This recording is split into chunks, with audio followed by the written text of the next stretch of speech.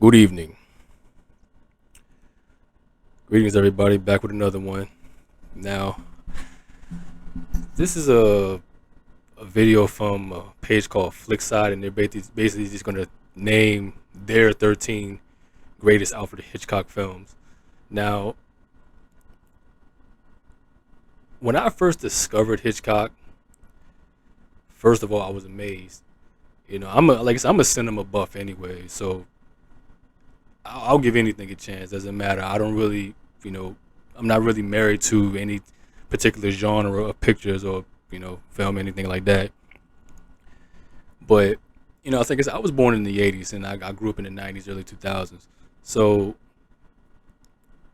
when I came across Hitchcock's films, because like given the fact it was so before my time, it wasn't. It was something that I wasn't supposed to like. But that's the great thing about film, man. It's universal, man. It doesn't matter. It belongs to all generations. It really does, man.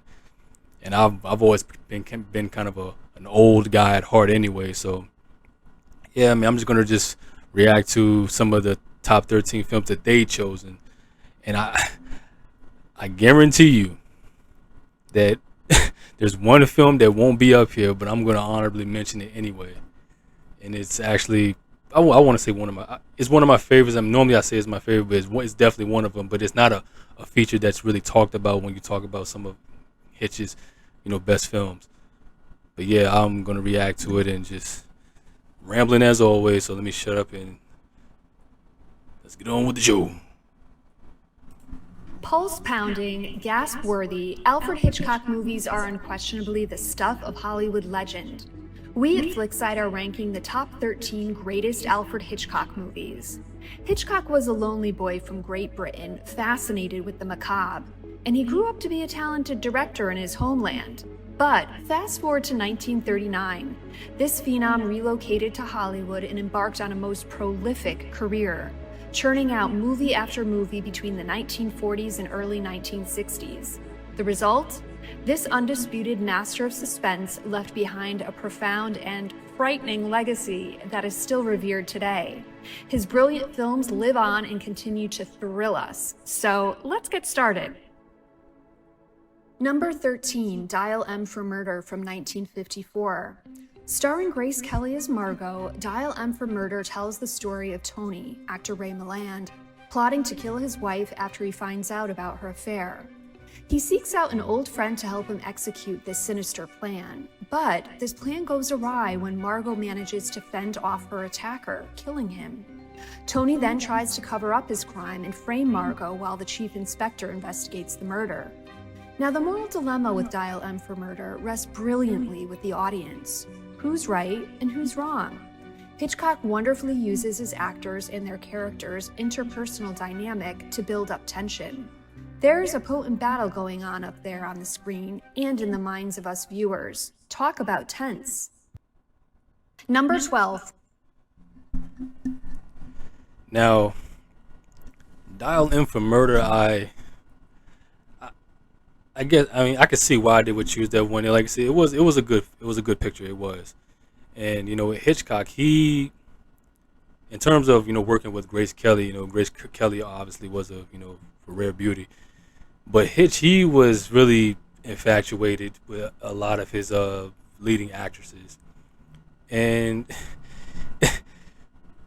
because of his quirky, dark sense of humor. He was a man of many contradictions when you listen to some of his interviews and stuff like that.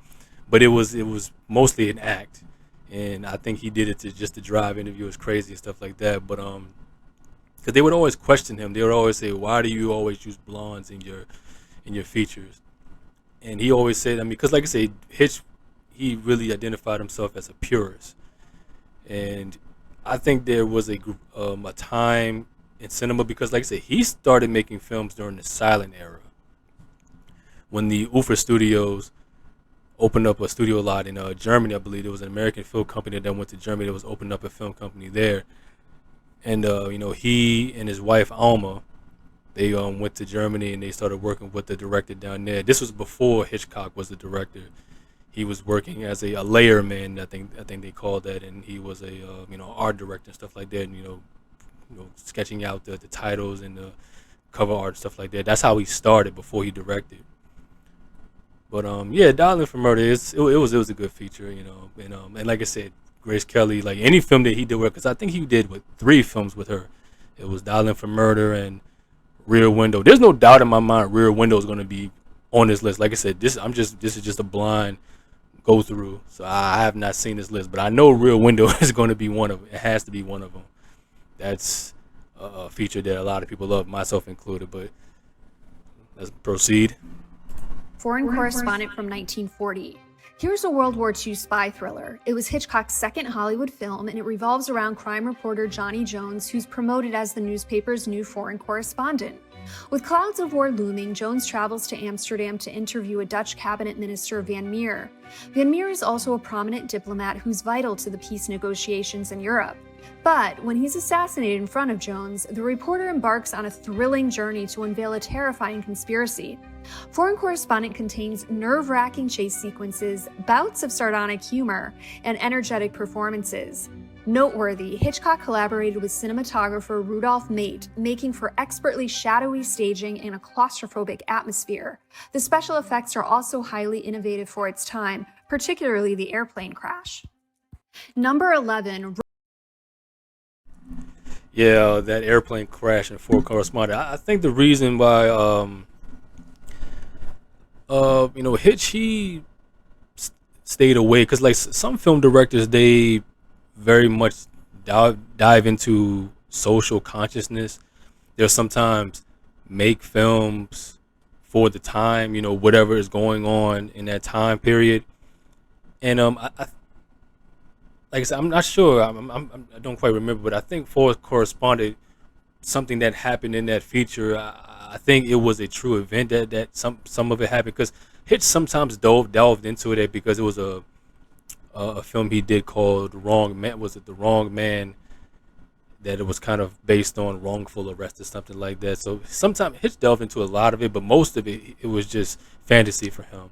But that plane crash that she was talking about for a correspondent, like I remember it was an interview that Hitch did with Dick Cavett. He was talking about it during the For Correspondence of release, and he was absolutely flabbergasted that no one asked him how he was able to pull that scene off with the plane dive bombing to the water. And what he said was, because Hitch lived in California, obviously that's where they shot films, but he said he went off to the coast of Santa Monica and he hired a pilot to dive bomb towards the water, and because there was a camera on the nose of the plane, so he had the pilot dive bomb into the water and at the last minute pull back up.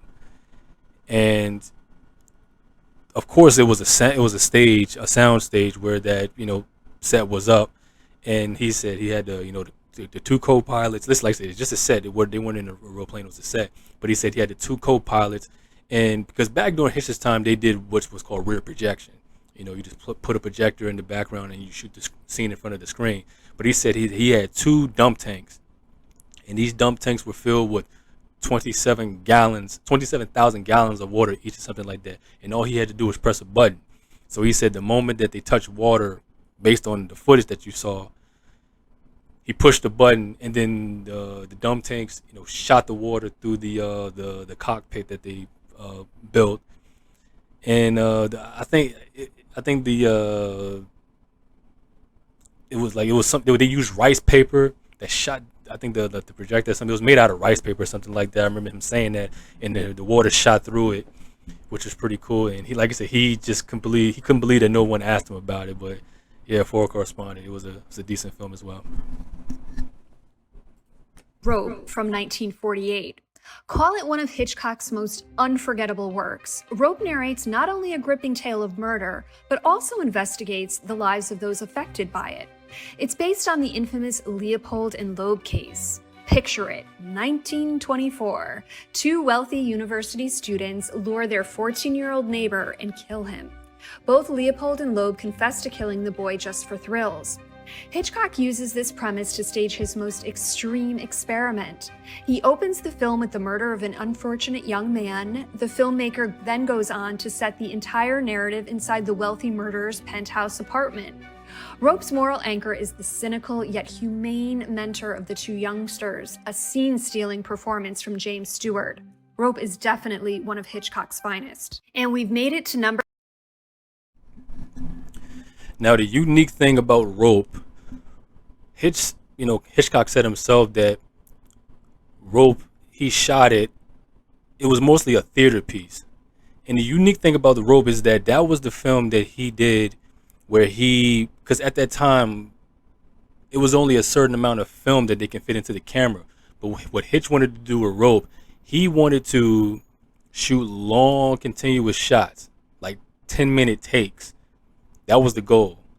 So it was very much a theater piece. So the actors had to perform flawlessly. So he said, they'll start a scene, and if the actor messed up his lines, it didn't matter if they were 8 minutes in, 9 minutes in. If they messed up, they had to go shoot it back all over again.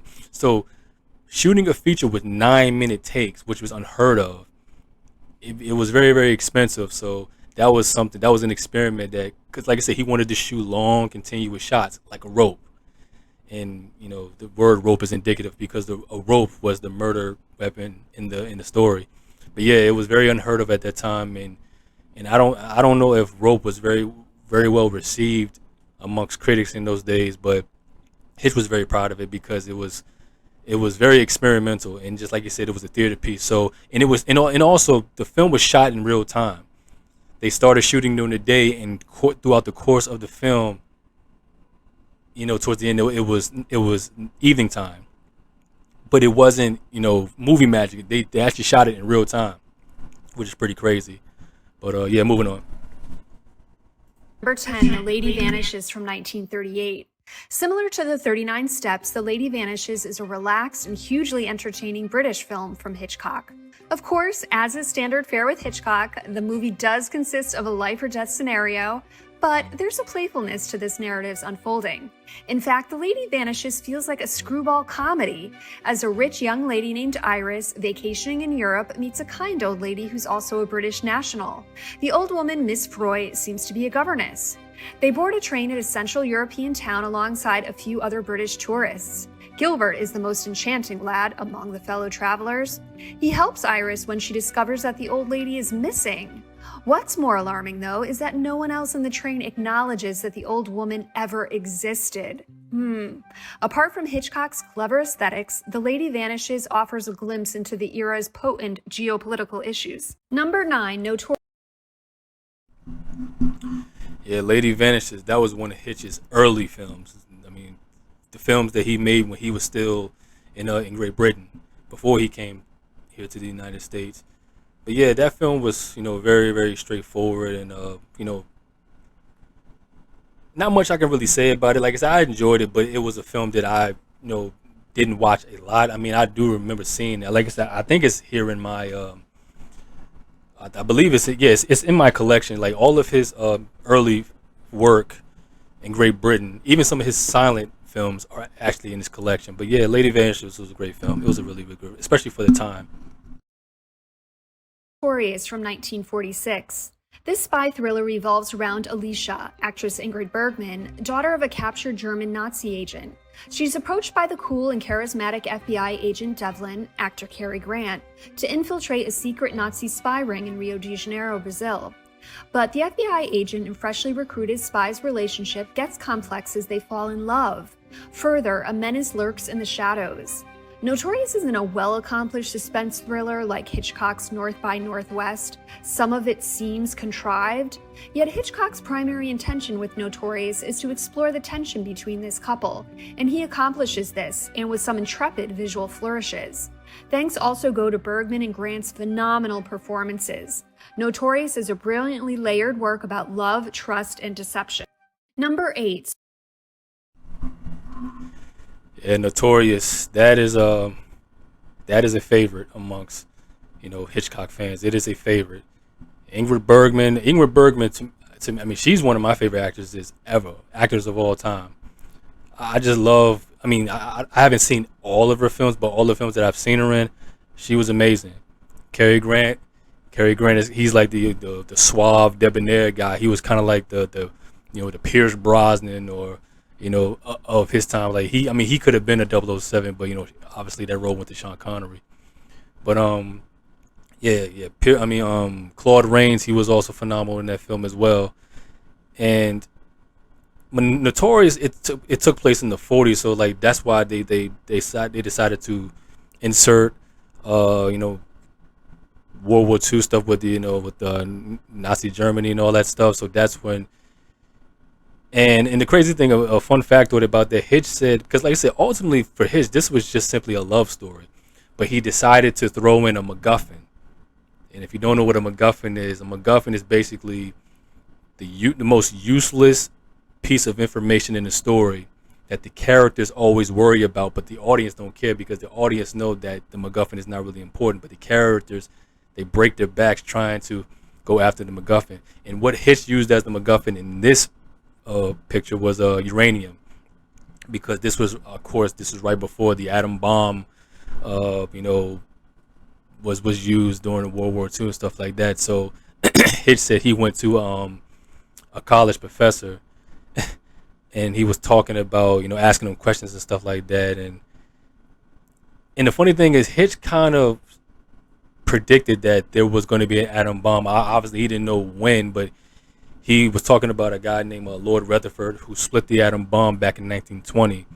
And so that's why he brought this up to a professor about, atom bombs and stuff like that. So he used uranium as the MacGuffin in this picture, even though we know it was, had nothing to really do with it. It was the most useless piece of information. It was just a love story, and obviously Cary Grant and Ingrid Bergman were just wonderful together in this. I mean, it's Notorious is definitely a favorite amongst a lot of people. Strangers on a Train from 1951.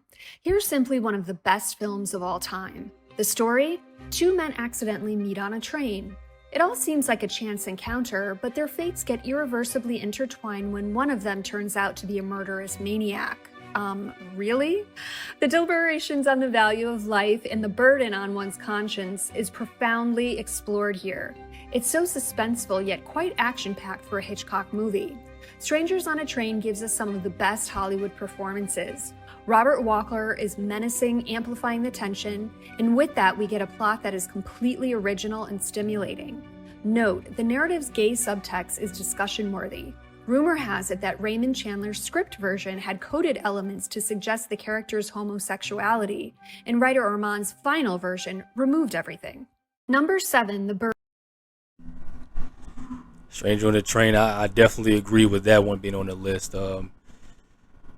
Farley Granger, who was the one of the stars, the co-stars in that feature, he was actually the same guy who was in Rope. I don't know. I don't know if Farley Granger was homosexual in real life. I don't know. I mean, like I said, it's not important. But he also played, one of the killers in Leopold and Lowe in the film Rope, and they ironically were homosexuals as well. But Farley Granger said, obviously in those days it really wasn't discussed, and it was certain undertones that Hitch was sometimes implanting his features, which is kind of interesting, stuff like that. And I remember him saying to somebody, I forget the guy's name, who was writing a book about Hitch's life and all that stuff. He said, if I hadn't met my wife in time, I probably could have been a poof. Like I said, English verbiage, I don't know exactly what that meant, but I knew what Hitch was talking about. It was, like I said, it was just his humor, and that's what made him so special, as not just as a director but as a human being. Because during his time, Howard Hawks and all these other directors, you really didn't know what they looked like, because Hitch was one of the few. He honestly, I think he was the only director who made cameo appearances in his features.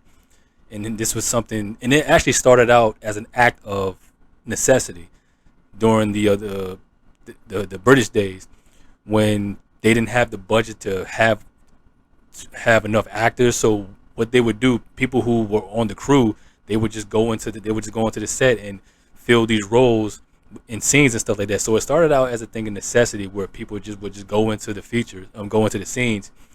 But this was obviously something that he enjoyed, because he did it through all out his career. And obviously Hitch was not a small man. He was very rotund looking. So whenever he showed up on camera, you couldn't miss him. But yeah, Strangers on the Train, phenomenal film, great. Birds from 1963. Many call it the last great Hitchcock film. And why is it so great? Quite simply, The Birds catches us off guard in the most brilliant of ways. What starts off as a romantic comedy gradually veers off into the territory of gasp-worthy disaster cinema. Wait, really? Vicious birds ravaging a small town? The film opens with wealthy socialite Melanie, actress Tippi Hedren, traveling to a remote lakeside town to meet handsome bachelor Mitch, actor Rod Taylor. While crossing the lake, Melanie is attacked by a seagull. How odd. It's the first in the series of escalating, inexplicable events that soon begin to haunt this picturesque town. Be prepared for unhinged horror and relenting suspense. The Birds is arguably the most immersive and ambiguous of Hitchcock's movies. Yeah, The Birds pretty popular. Not amongst my favorite Hitchcock films. Just she said a lot of people believe it was his last great film. It was in his later years. It was made in the 60s. I don't know. I actually liked his film called Family Plot. Family Plot was actually his last feature, the film he made before he passed away. But I love Family Plot. I thought it was like I said, it took place it was in the 70s, so it was outside the usual run of pictures that Hitch would make. But The Birds, I guess you can consider it a B movie in terms of nature attacks, like a Jaws or something like that, or like a King Kong. Nature attacking. A bunch of birds terrorizing a town and stuff like that. And it's very eerie, because it seems like the birds are characters themselves.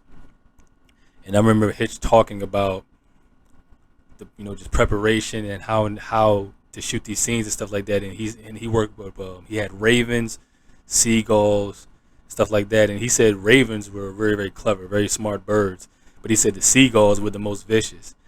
And Tippi Hedren, who was the leading actress in this feature, she endured a lot, because there's this one particular scene where she goes into look like this place inside of a house that looked like a coop or something, and all of the birds are just shooting at her. And the backstory for that is that one of the birds, I think, gashed her across the eye, across the head, face, or something like that. So she kind of got hurt shooting this film. So just working with all these birds, I can imagine the wild ride you had to endure with that one.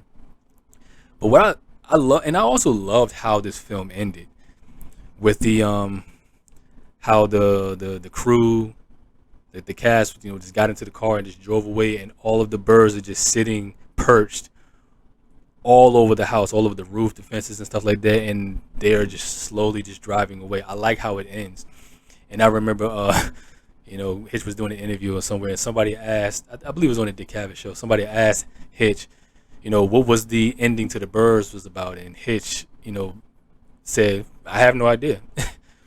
Which is the perfect answer, because how do you end a story like this? And Hitch made a joke. He said, I think if we had prolonged that story even further, we would have just had the Golden Gate Bridge filled with birds and stuff like that. So, yeah, The Birds was just a wild ride, just nature attacks, and all of the the shots and stuff like that. It was revolutionary for its time. Number 6, Shadow of a Doubt from 1943. Hitchcock has referred to Shadow of a Doubt as one of his personal favorites. It's also one of the most influential Hitchcock movies. The storyline has influenced films like Night of the Hunter from 1955 and Blue Velvet from 1986. On the outset, Shadow of a Doubt seems like a drama set in a normal American small town. But beneath the calm appearances lie evil, predatory behavior of people, which gradually unfolds and becomes known to the audience. The film involves two main people, a bored teenager and her uncle. The teenager soon learns that her uncle might be the notorious serial killer known as Mary Widow Murderer. One of the most underrated Hitchcock movies, Shadow of a Doubt is one of Hitchcock's best artistic pieces, and its reputation has gained in popularity over the years. I'm glad that Shadow of a Doubt was on this list. Shadow of a Doubt is actually one of my top 2 favorite films he ever made. And Hitch actually said if he had, because obviously again, it was a Dick Cavett interview, but Hitch was asked if you had to take one film away with you, which one would it be? And of course, Hitch making his jokes, he always say, "Well, maybe the last one," but that was too conventional of an answer. But the film that gave him the most personal satisfaction was Shadow of a Doubt, and he said because it was true, not true as in a true happening, but because it was just about a normal family in a Northern California town that never really that was very it was a very sleepy town, and it was in a town called Santa Rosa up in Northern California, where and this was actually I believe this was probably the first film, and because like this was one of Hitchcock's early films when he first moved to the States. Another film like Rebecca, but Shadow of a Doubt was like his first true American film that he made, and he was very happy about it. And they went to Santa Rosa, California, and they shot the film because this was like one of his first films that he shot on location. And they got to know the town, all of the people, and he said all the people were well behaved, and whenever they shoot scenes, all of they would gather crowds around him and stuff like that. And the house where they shot this film, the family house, the actual family who lived there, they were very excited that they were coming to shoot a movie there, so they cleaned up the place. But unfortunately, Hitch wanted the house the way it was because in the story, the family was not supposed to be wealthy or anything like that. So they had to, run the house down again and stuff like that. But then, of course, they, cleaned it up before they left. But yes, Teresa Wright, she was great. Joseph Cotton, who also was in the Citizen Kane. Joseph Cotton was the villain of this film, Uncle Charlie, and he was phenomenal. I love and the thing about the case of Shadow of a Doubt compared to all of Hitchcock's other films, because obviously in Hitchcock films somebody was always getting murdered and stuff like that. So but in the case of Shadow of a Doubt, the crimes had already been committed, so you don't see the crimes happening. And I love how in the beginning, I don't know who I did this was, but in the beginning of when that film starts, you see people dancing, men and women just ballroom dancing together and stuff like that, and that was supposed to be a semblance of a more simpler time, because Cotton's character, he was always reminiscent about the old days and stuff like that, and had this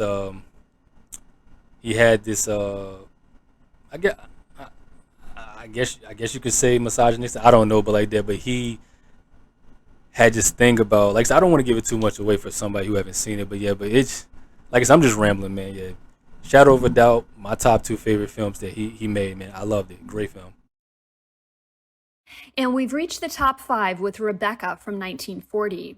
Rebecca was Hitchcock's first film in Hollywood, and it's surprisingly the only Hitchcock film to win a Best Picture Oscar. It's about a young unnamed woman, actress Joan Fontaine, who falls desperately in love with and marries a wealthy widower named Maxim de Winter, actor Laurence Olivier. But as soon as she's settled into his country estate, she uncovers disturbing secrets about his late wife, Rebecca. Further, the intimidating housekeeper, Mrs. Danvers, who adored Rebecca, looks at the estate's new mistress as an intruder. In fact, Mrs. Danvers is one of the most terrifying villains in Hitchcock's oeuvre.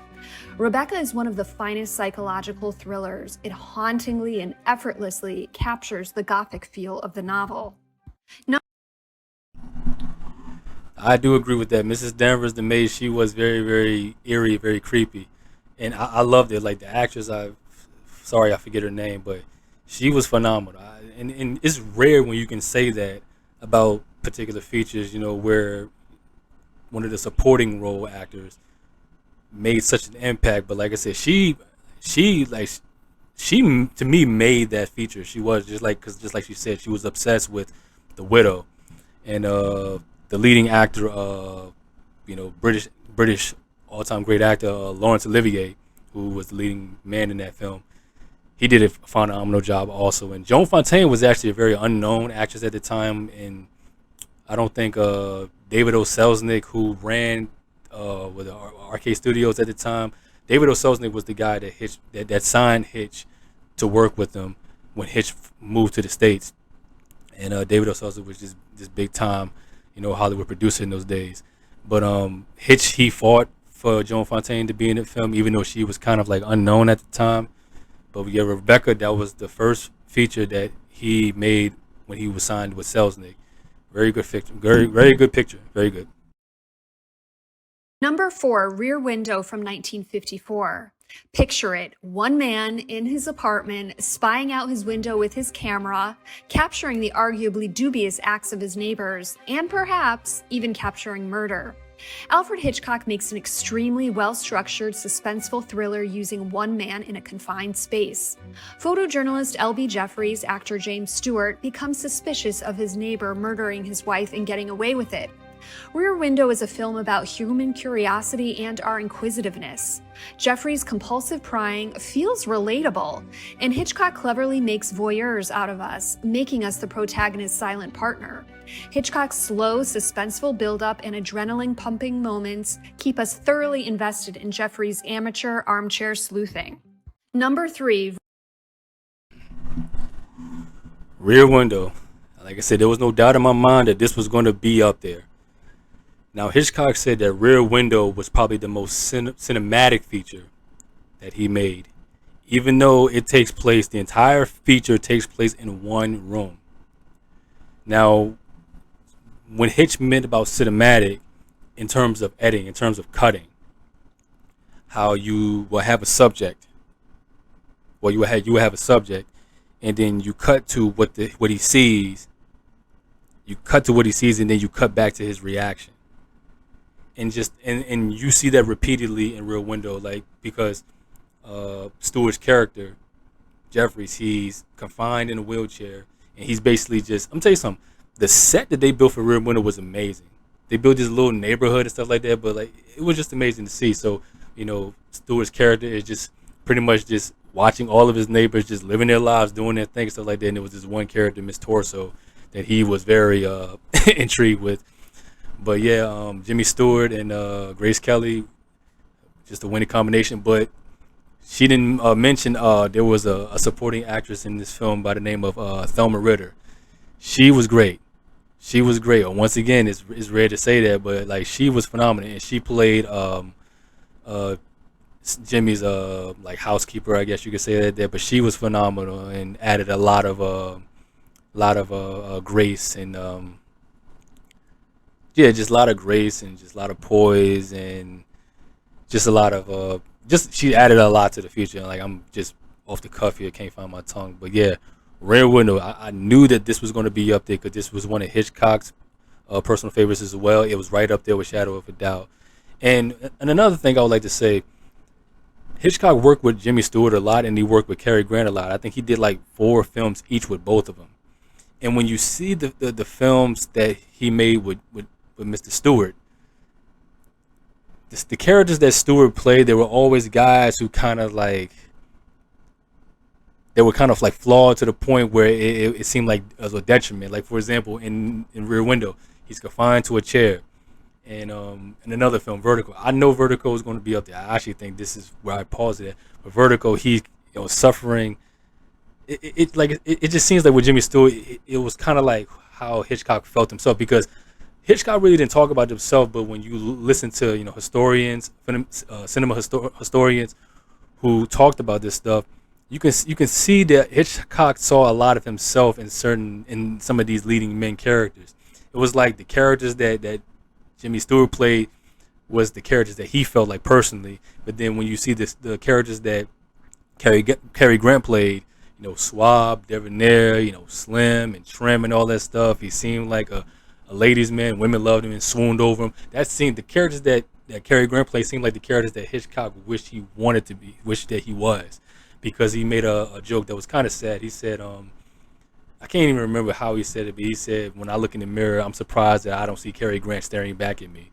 So Hitch was very self-conscious about his weight and all this stuff and how he looked and stuff like that. And Cary Grant was, he even said he was probably one of the few actors that he loved, like family. So he really stuck close to both of those guys when it came to just working with as leading men.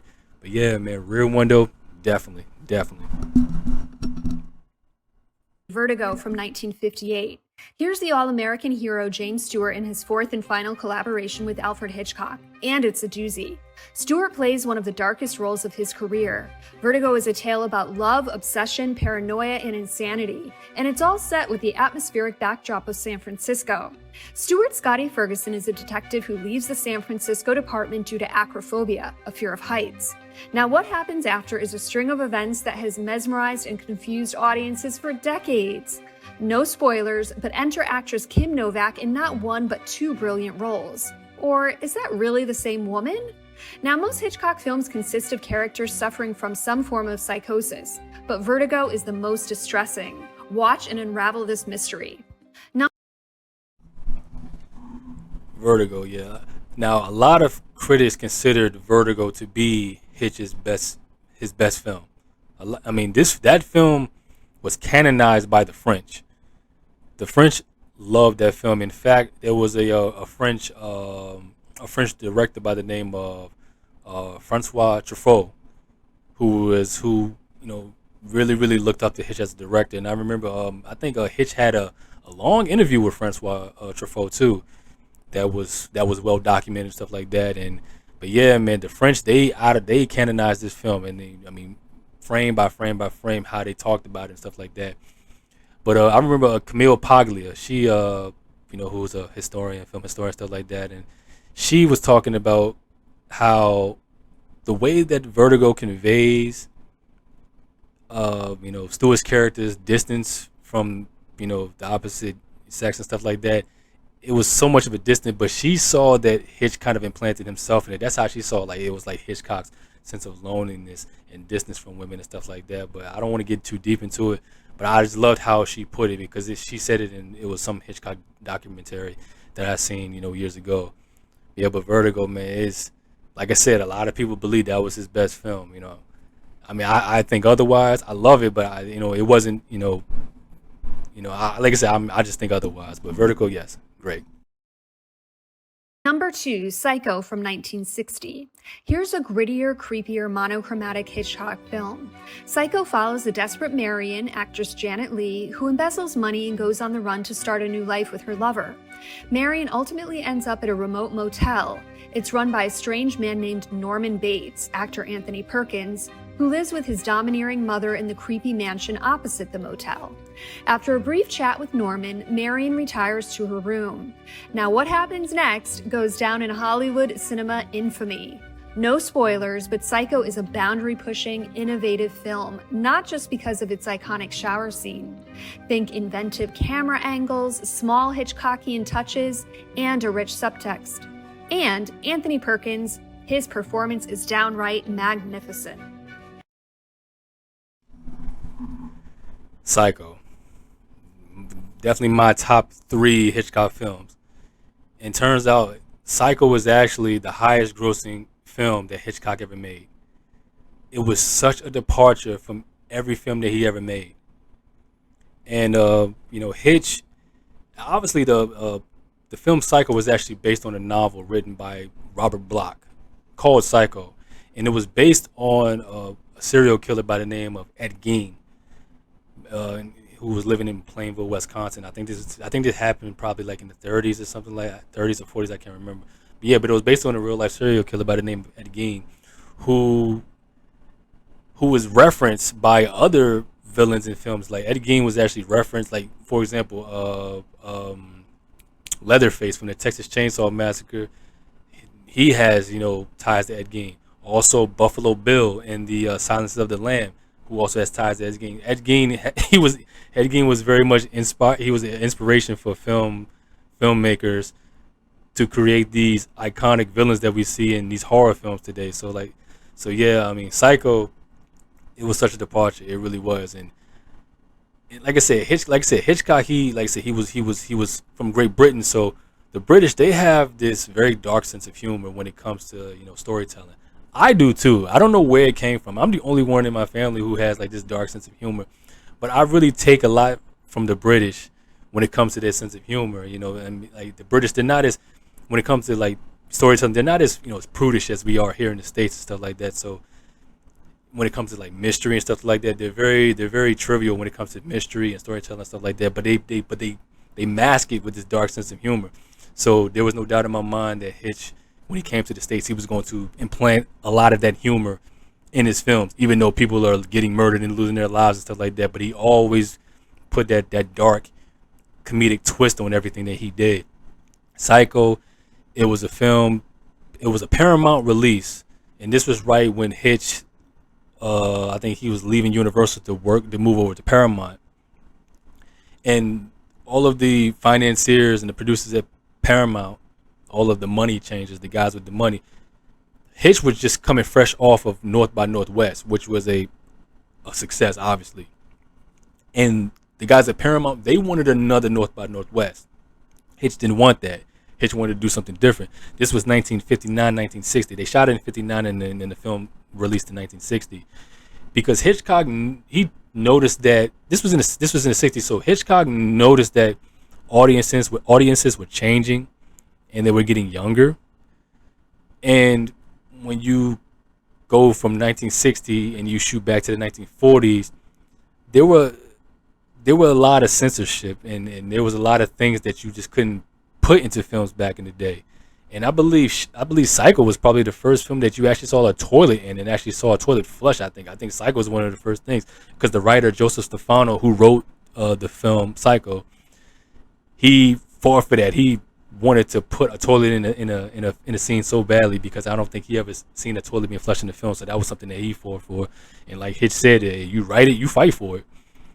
But yeah, man, it was a film that was so different, and like I said, the producers didn't believe that it was going to make any money. So what Hitch did, and there was actually a film released years ago called Hitchcock, and it was actually based on Hitch coming up with pretty much. The film was pretty much about the process of him making Psycho. It was a film called Hitchcock that was, and one of my favorite actors of all time, Anthony Hopkins. He's just a brilliant actor.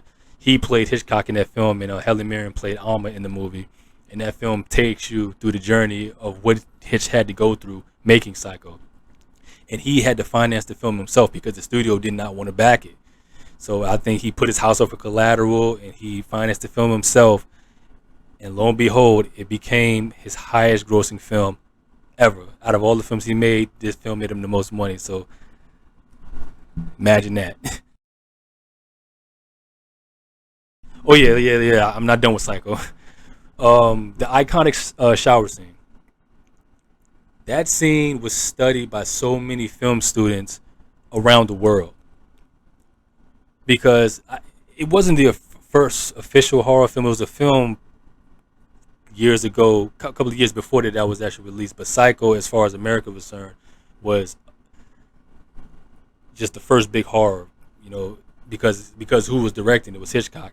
And Hitch, he actually used his TV crew, the TV crew that he was working with on his TV show, Alfred Hitchcock Presents. He actually used them for Psycho. And you can actually see it too when you see the camera work and just the way it looked. It actually looked like a TV show rather than the movie, just the way that they shot it, because he used his TV crew to direct his film.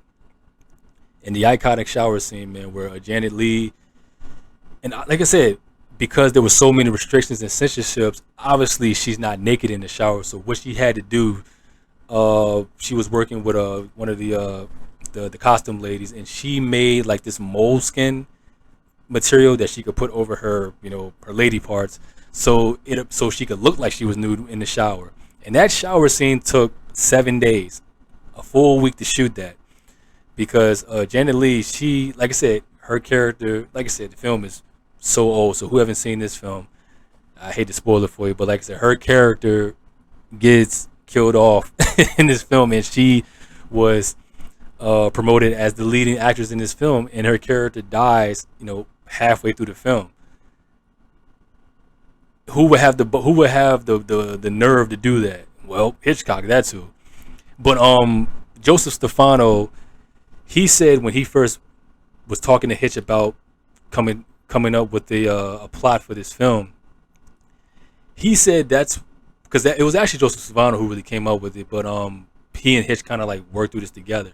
But Joseph Stefano said when he went to Hitch was writing this film, I think he wanted to simultaneously interest Hitch, and he knew that he could not just come something with just something that straight no. Because Joseph Stefano in those days was still a young writer, very unknown. He wasn't like a big name in those days.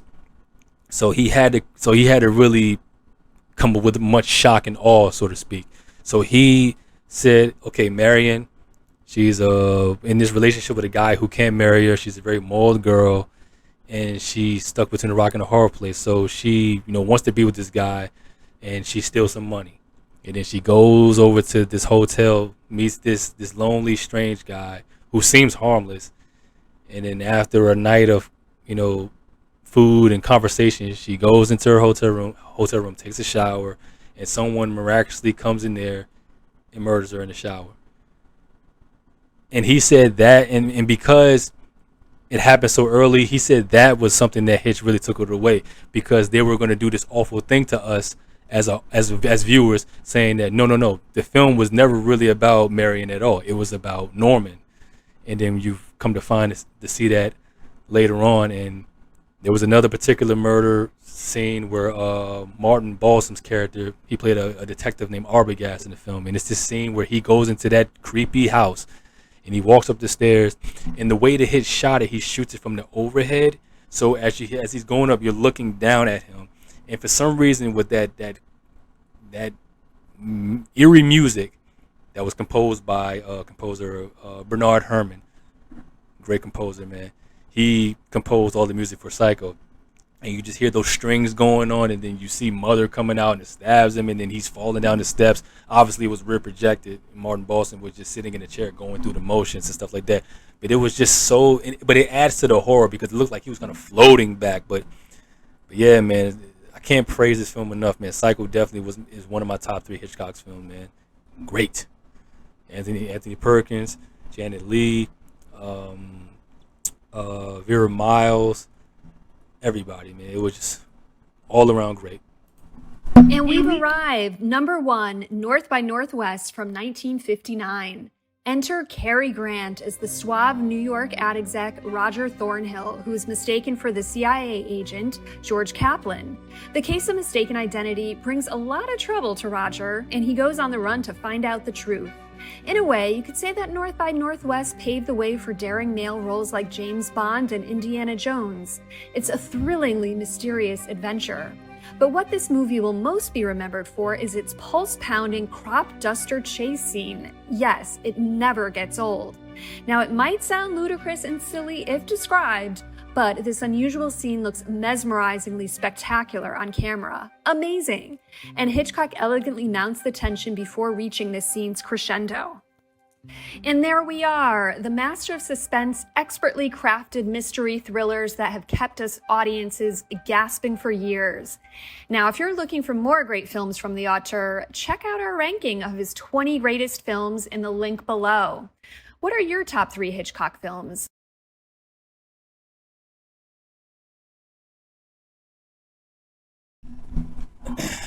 Yeah, man.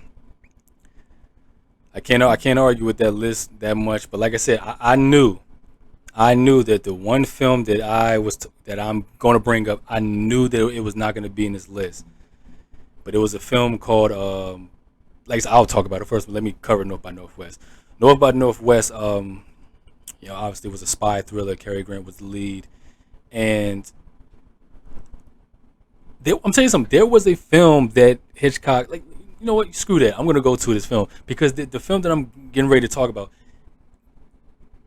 it kind of North by Northwest kind of resembles it. It kind of resembles that, and also the 39 Steps. You know, a guy getting accused of something, and then he has to go cross country, avoiding, getting caught and stuff like that. But the film that I was talking about is a film called The Saboteur.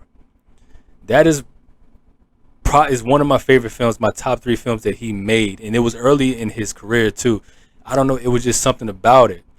I forget the guy's name. I think his last name was Cummings or something like that. But it was just a great film. It was about a guy who was basically, he got accused of something because there was an accident on the job where a guy loses his life. He gets accused of it, and then he meets this mysterious woman, and then they go on a wild ride cross country, just avoiding people. And I think, and like I said, this was in the '40s, so I think the bad guys were Germans or Nazis or something like that. But it's this one particular scene where actor Norman Lloyd, he falls from the Eiffel Tower, not the Eiffel Tower, the Statue of Liberty, Eiffel Tower, Statue of Liberty. Like, how I'm mixing up two different countries, but it was the Statue of Liberty, and the way that they shoot it, they put like it was kind of like the same effect that they did for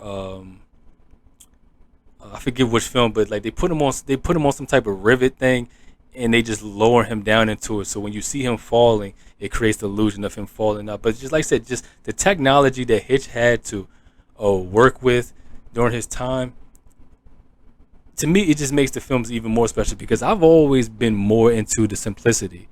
I mean, nowadays, films, no matter what it is, it just seems like nowadays films are just overusing, the CGI and stuff like that. And with the technology, CGI, some of it really, like if you go back, early 2000s or the early 90s, it seems like a lot of the CGI stuff that they're using, it doesn't really age well. So they always have to keep upping the technology. But during Hitch's time, it really wasn't the effects that you really hold on to. It basically was just the story. It was the characters, and like I said, man, his films, it was way before my time, and it was something that I was not supposed to like.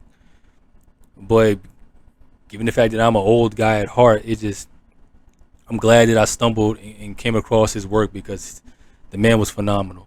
I mean, everybody's not a Hitchcock fan, but I certainly I'm still am, and I still watch his features from time to time, and it really opened me to watch a lot of older films, from his time, not films that were directed by him, but other directors who I can't really name right now.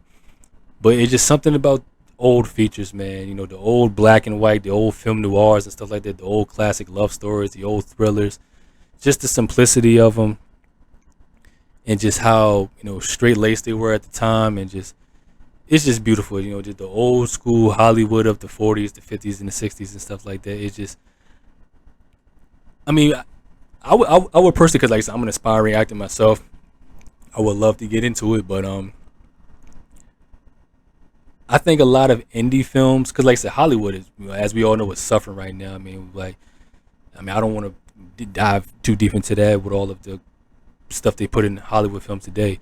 But I think a lot of independent films are on the rise, man. I think the independent circuit is really the way to go for a lot of filmmakers because there's a little bit more freedom. Obviously, it's less money, but it's more freedom as opposed to what they're putting in films today. I mean, don't get me wrong, you still get some gems out there. You still get some good films. I heard the Dunn film was really good. I mean, like I said, you get them out there. Like I said, I'm easy on films anyway. I'm not the type of person who watches film, "Oh, that was just a piece of garbage, man." Like, I'm very easy on films because I like, and like I said, because of Hitch, I watch films for a multitude of different reasons now, not just acting ability and characters and story. And I watch it for technical reasons too, cinematography, the lighting, the color, the wardrobe, how the set looks when they're on location and stuff like that, camera angles and stuff like that, how they cut, how they edit. I watch films for all those different reasons, and I have Hitch to thank for that. But yeah, man, I just wanted to put my 31 cents in there. But like I said, the Saboteur, that was a film that I knew it was not going to be up there. What another film that wasn't up there that I liked a lot? The Wrong Man was pretty good, and also The Trouble with Harry. I like that film. The Trouble with Harry was about a man who's mysteriously killed, and once again, Hitch with his dark humor. It was a story about a man who kept being buried over and over again because all of the characters in the film thought they had something to do with his death, so they kept digging him up and burying him again. It was a very old, macabre humor, stuff like that. Trouble with Harry was pretty good, starring John Forsythe, who was actually the voice of Charlie in Charlie's Angels. He was starred in there, Shirley MacLaine, and that was a really fun film. Like I said, he made over 50 films in his career, so it's hard for me to just come up with them off the bat. But yeah, man, like I said, I can't argue with this list. I really can't. I mean, if you talk to like a lot of Hitchcock fans or just film buffs, a lot of them would name all of those features, no doubt. But yeah, man, 31 cents added, and yeah, man, long live the master, Alfred Hitchcock. And it's your boy Bleak signing off. Until next time, guys. Oos.